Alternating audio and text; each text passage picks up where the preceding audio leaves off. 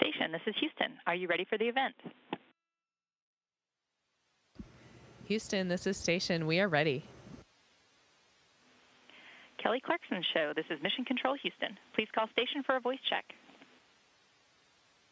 So cool. Look how cute they are. They're in space. So technically they're aliens because they're in space. Okay, I think you can start. You can talk. Oh, you can hear me? Can they hear me right now? Hello and welcome to...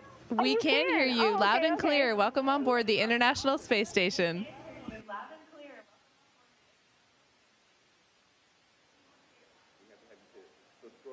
Scroll back for me.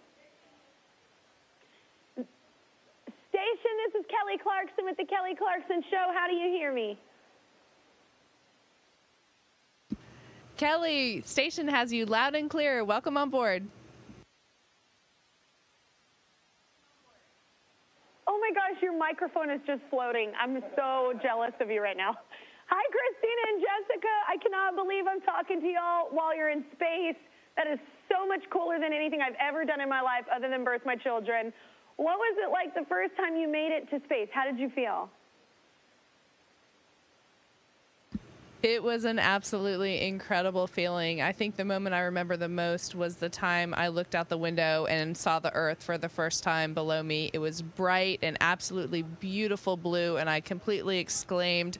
We were in the middle of configuring our spacecraft for, you know, the future rendezvous burns, but I just couldn't concentrate on that for one moment. I had to just express how amazing it was to see the Earth. So that's my first memory that really stands out, where I knew, yes, I am really in space.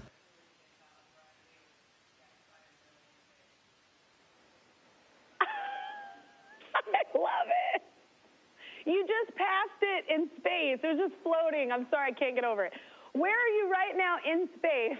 Like, what part of the world are y'all floating over right now, if you can tell me? And if not, just lie and make it up cool. Like, make it cool. Well, Kelly, as you know, we are aboard the International Space Station right now. So we are orbiting around the Earth once every 90 minutes at an altitude of about 250 miles. We were just passing over the South Pacific, and we should be right around Patagonia, so around the tip of South America right now. Wow, that is so cool. Okay, so what's the purpose of this particular mission? What work are you doing up there right now?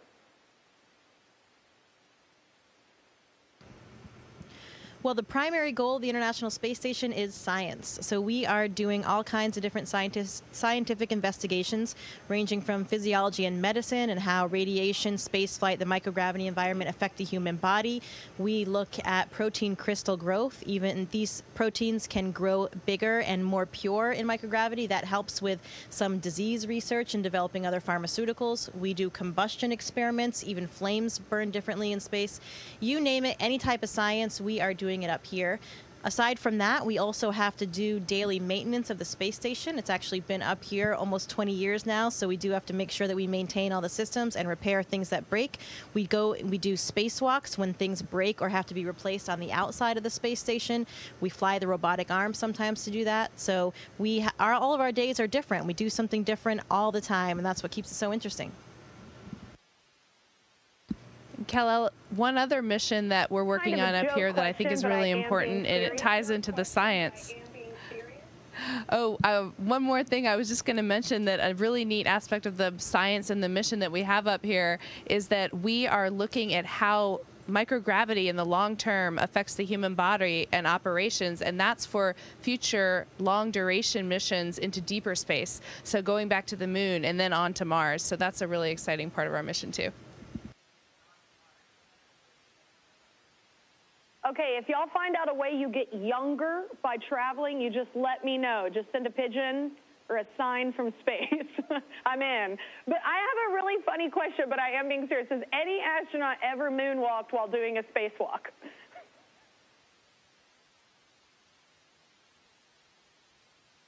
That's a great question, and we don't necessarily know the answer for past spacewalks, but our two friends are going out the door tomorrow on a spacewalk, so we might have to mention to them that they should incorporate that. If they do, we'll let you know. I'm just saying. I'm just saying, it's a killer idea. Get it on film. I would love that. But is it true that you do actually age less in space because there's no gravity?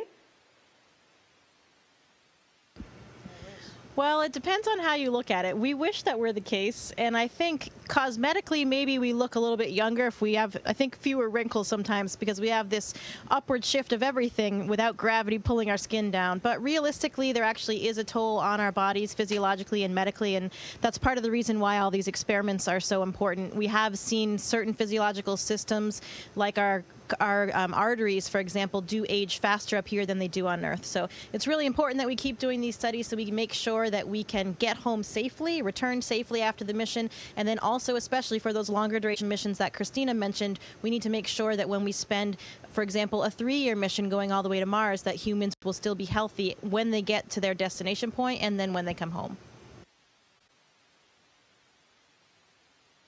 Wow. Okay.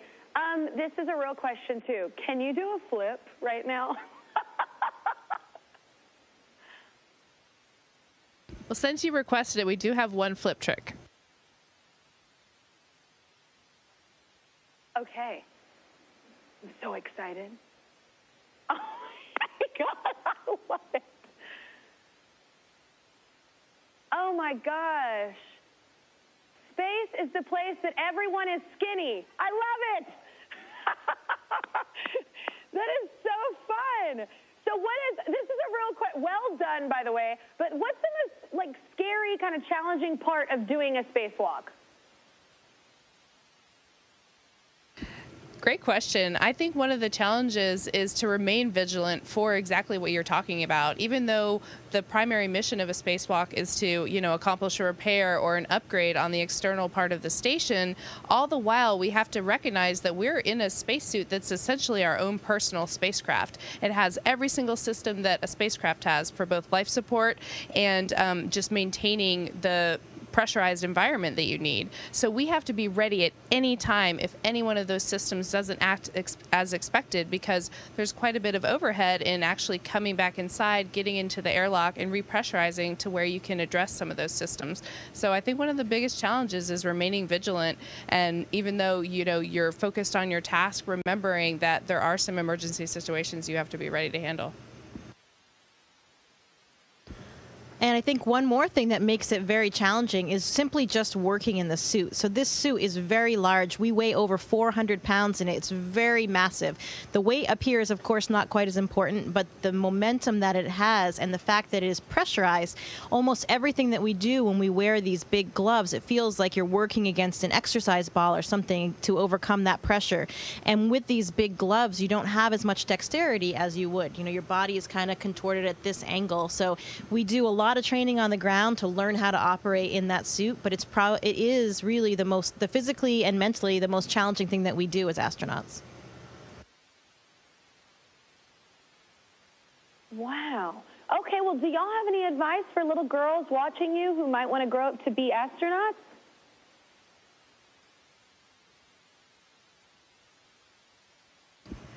I think that one of the things every single astronaut will say is that it's important to follow your passions. If you do what you love, then you're going to affect the world in the most maximum positive way possible, as well as find the most personal fulfillment and get the most out of it. And you're going to excel at what you're passionate about. There's a couple additional things that I like to add to that, which is support the people around you, and even reach out and do the things that scare you. Do the things that are right on the cusp of what you're capable of. And when you do those things, you can find that you get the most just fulfillment out of recognizing that you can do anything you set your mind to.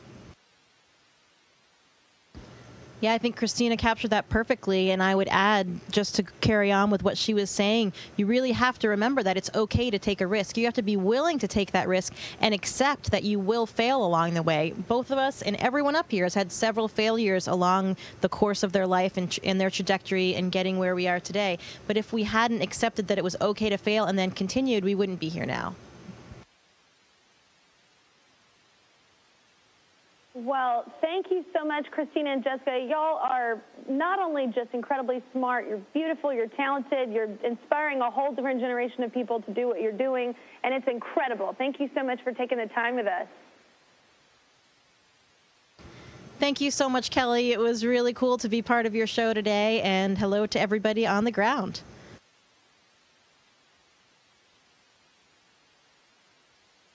Station, this is Houston ACR. That concludes the Kelly Clarkson show portion of the event. Please stand by for a voice check from Elle Magazine. This is Madison Feller with Elle Magazine. How do you hear me? We hear you loud and clear, Madison at Elle Magazine. How do you hear us? Great. Should we go ahead and get started? Please do. Great. Okay, so we're going to ask just a bunch of career questions. So I would love to hear, what were your first jobs ever?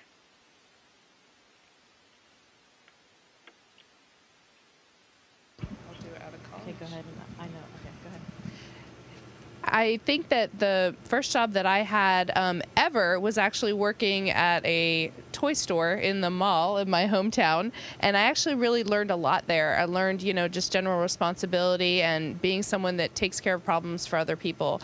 My first job out of college, after I got my degree, which was in physics and electrical engineering, was actually at NASA. I was lucky enough that an internship that I did over the summer turned into a full-time job, and I got to work both at the intersection of science and engineering, designing the instruments that fly on planetary probes and NASA missions that study the Earth and other planets. So that was my first job, and I thoroughly loved it.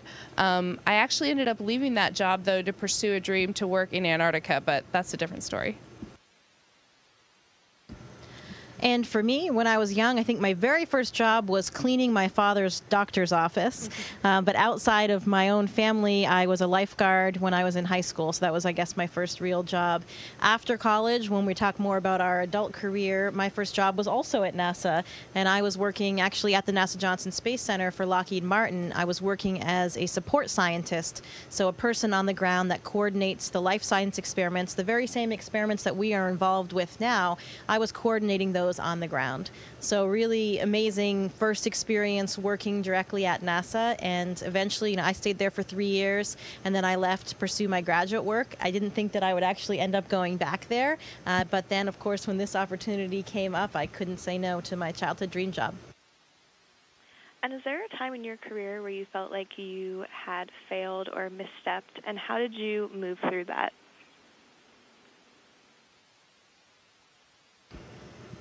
Well, one of the failures that I had was actually directly relevant in getting this job, and it was in the fact that I had applied several times before.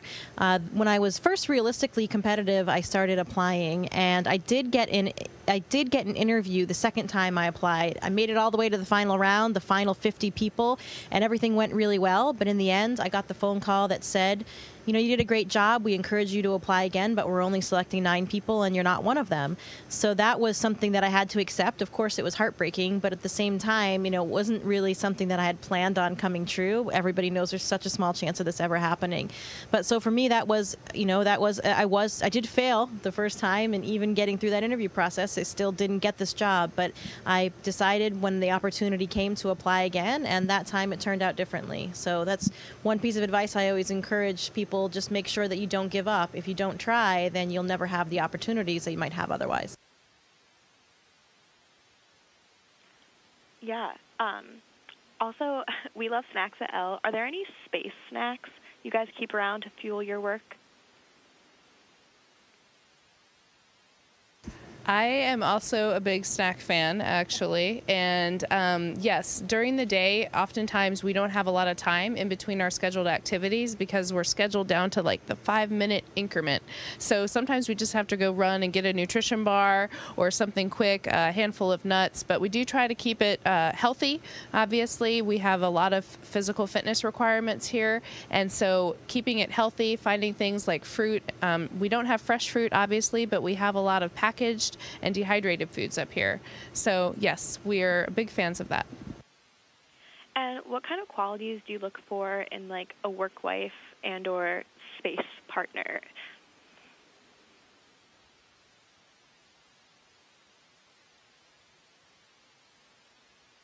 Yeah, about crewmates and stuff.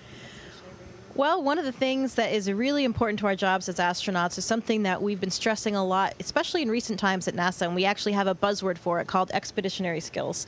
So we talk about, basically, when you sum it up, how to play nicely with others, the kind of advice that you would give your own children.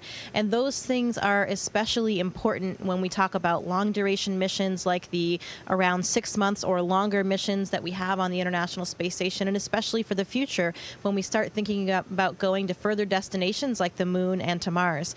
We emphasize aspects like teamwork, self-care, team care, leadership, followership, all of those things that really help people get along well and really, I think, are critical to mission success. You can learn how to work together with others. And I think those are the aspects, those are the kinds of things that I look for in all aspects of my life. And you talked about self-care. And I completely agree with everything Jessica said.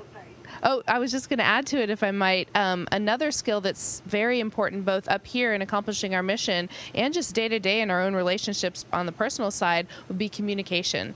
Understanding what really motivates people, what they really need in any given situation, and recognizing that we can usually mitigate anything that comes up by open and clear communication. And so that's something we practice as well.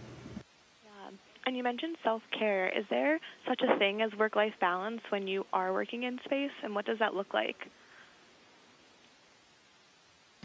You know, there is, but it's even more of a challenge here than it might be at home. We like to joke that the only difference between the space station during work and during our off time is whether or not the cameras are on, meaning whether or not Mission Control is watching us do our work, or at the end of the day when we turn the cameras off and we may have dinner, and that's sort of what we consider our personal time. But the physical space is the same, and so having that work-life balance is even more important here. So we do have 12-hour work days. We spend a lot of time working, but depending on how different people charge their batteries in their off time, we make sure and honor that off time and make sure that people have the time that they need to take care of their own personal lives. Mm-hmm. And what's like the most unexpected thing about your work as an astronaut? Maybe something you hadn't thought about before you started?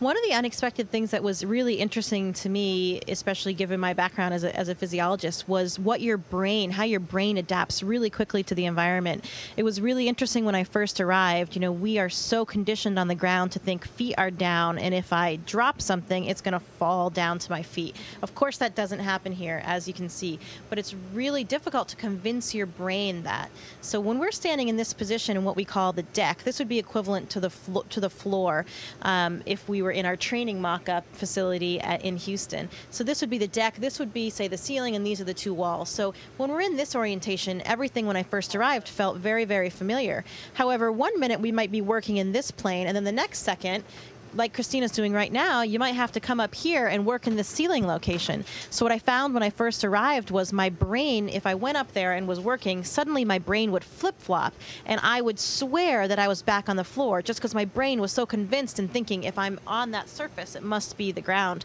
But of course it wasn't. The really interesting part was that even in about 2 weeks, I felt that my brain was already changing. It seemed to be using maybe some visual cues for spatial orientation instead of that reference to down. And the brain just made up for that big change in such a fast manner. It really shows the plasticity of the human brain and really what we're capable of as humans. When you're having an extra stressful day, what do you do to kind of calm down and refocus?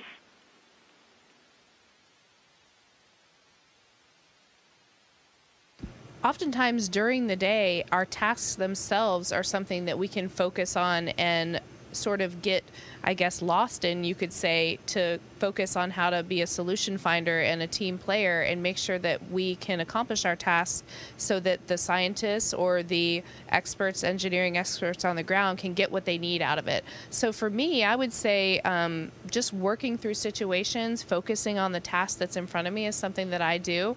And then we have a lunch break during the middle of the day, so you can take, a quick little time to maybe write an email home, maybe make a call home, or just, pick up a book real quick and just escape for a few minutes.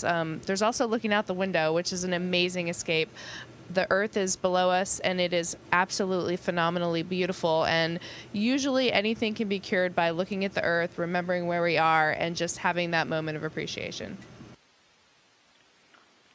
Great. Well, that's it for me. I believe we're out of time. Thank you so much. It was so great and honestly kind of bizarre getting to talk to you guys. Okay, thank you so much, Madison. We really appreciate it. Goodbye. Station, this is Houston ACR. That concludes our event as we count down to 20 continuous years of humans living and working on the International Space Station. Thank you to all participants from the Kelly Clarkson Show and Elle Magazine station. We are now resuming operational audio communications.